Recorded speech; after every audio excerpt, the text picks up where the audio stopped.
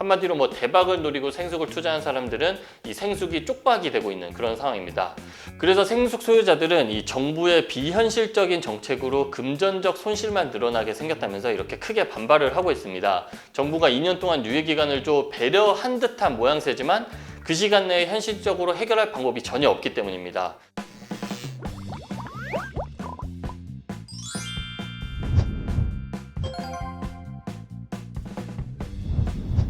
부동산 투자 강풍이 불었을 때 큰 인기를 끌었던 이 생활형 숙박시설에 대해 오는 10월부터 이행 강제금을 부과합니다. 부과 시한이 2달도 채 안 남은 겁니다. 이 생숙 소유주들에겐 날벼락과 같은 이 이행 강제금 납부고지서가 곧 날아오는 겁니다.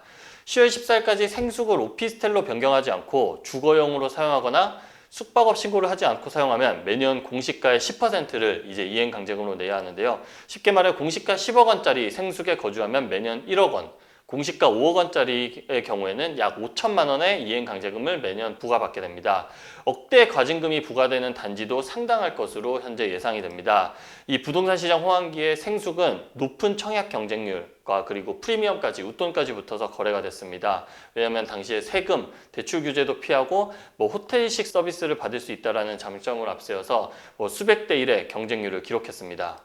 2021년 8월 공급됐던 이 충북 청주의 힐스테이트 청주 센트럴은 862대 1, 서울 강서구 롯데캐슬 르웨스트는 657대 1, 또 그리고 같은 해 9월 부산 진구에서는 서면 푸르지오 시티가 594대 1, 600대 1의 경쟁률을 거의 기록했습니다. 이렇게 지난 정부에서 이렇게 생숙 투자를 이 경쟁률이 치솟으면서 투기로 간주하고 생숙을 용도에 맞게 사용하라면서 규제 대상으로 지정했습니다. 그러나 소유주 중에선 이 생숙이 주거용으로 알고 계약한 사람들이 상당히 많습니다. 이렇게 공고문에는 이렇게 아파트라고 적힌 글들이 상당히 많은데 분양 당시 주거용으로 홍보, 광고를 다 해놓고선 수분양자들에게 이제 편법, 사용법을 안내하기도 했습니다. 대부분 생숙이 일반 아파트와 다름없다고 광고를 했고 숙박업 행위를 금지하는 안내까지도 이루어지기도 했습니다. 그래서 국토부는 이 주거용으로 알고 생숙을 매입한 일부 피해자들이 많다고 생각해서 이 피해자들을 구제하기 위해 2년간 유예기간을 뒀으나 이제 이 기한이 10월에 끝나는 겁니다. 한마디로 대박을 노리고 생숙을 투자한 사람들은 이 생숙이 쪽박이 되고 있는 그런 상황입니다. 문제는 이 건물을 새로 짓지 않는 이상 이 생숙을 오피스텔로 용도 변경을 하는 것 자체가 굉장히 어렵습니다. 이 기준을 충족시킬 수 없는 단지가 대부분입니다. 이 생숙을 오피스텔 기준에 맞추려면 주차장 면수를 더 늘리고 북도폭 같은 경우에도 1.8m 이상으로 넓혀야 합니다. 그런데 이게 건축물을 새로 짓지 않는 이상 리모델링, 공사를 통해서는 이게 쉽지 않다라는 거죠.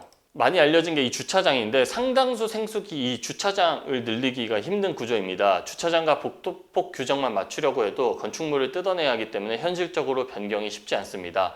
그리고 또 하나 문제가 되는 게 바로 지구단위 계획입니다. 지구단위 계획상 오피스텔이 들어설 수 없는 구역에 생숙이 대부분 지어지다 보니까 용도 변경 자체도 현재 불가능한 상황입니다. 여기에 생숙 분양자가 또 100%, 분양자 100% 동의를 해야 용도 변경을 할 수 있기 때문에 사실상 용도 변경이 어렵습니다. 그렇다고 이 용도 변경 사례가 아예 없는 건 아닙니다. 이 제주 서귀포시, 제주 아이파크 스위트에서는 최근 제주도청으로부터 조건부 용도 변경 승인을 받았습니다. 그리고 부산 해운대에서도 용도 변경 사례가 나오고 있는데 그러나 문제가 이게 극히 일부라는 점입니다. 전국 생숙 규모는 2022년 기준으로는 86,920실, 그리고 올해 4월 말 기준으로는 약 94,000호실에 달합니다. 2019년 46,500호실에서 비해서 2배가량 정도 늘어났습니다. 그런데 이 중 주거용으로 바뀐 사례는 1%가 채 안 되는 이제 860, 900여 실 정도에 불과합니다. 이 생숙을 오피스텔로 변경을 하지 못할 경우에는 무조건 숙박시설로 사용을 해야 합니다. 이 위탁업체를 통한 숙박 서비스 제공으로 수익을 내는 방식이 많이 사용되고 있습니다. 이 휴양지와 가까운 일부 생숙을 제외하면 숙박시설로도 현재 사용해도 수익을 낼 수가 없어서 손해를 감수할 수밖에 없는 게 이 생숙의 현실입니다. 그래서 생숙 소유자들은 이 정부의 비현실적인 정책으로 금전적 손실만 늘어나게 생겼다면서 이렇게 크게 반발을 하고 있습니다. 정부가 2년 동안 유예기간을 좀 배려한 듯한 모양새지만 그 시간 내에 현실적으로 해결할 방법이 전혀 없기 때문입니다. 정부가 주택 공급이 부족하다고 질타를 받던 시기에 이 생수까지 끌어모아서 공급 확대 방안으로 활용을 했으나 지금은 완전히 뒷짐만 지고 구경을 하고 있습니다. 이 생수 분양자 모임인 전국 레지던스 연합회는 지난달에 이어 다음 달에도 이 세종 정부청사에서 집회를 예고한 상태입니다.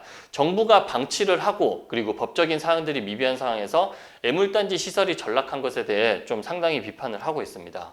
생숙은 호텔과 오피스텔의 중간 형태로 레지던스라고도 불립니다. 이 건축법상 숙박업 시설로 주택 용도의 사용이 불가능합니다. 하지만 중장기적으로 투숙을 할 수 있고 또 내부에서 취사, 세탁까지 가능해 사실상 주거시설로 많이 사용되었습니다. 실제로 많은 수분양자들이 이 숙박시설 관리, 위탁업체와 장기 투숙 계약을 맺는 식으로 본인 소유 객실에서 거주를 하기도 했고요.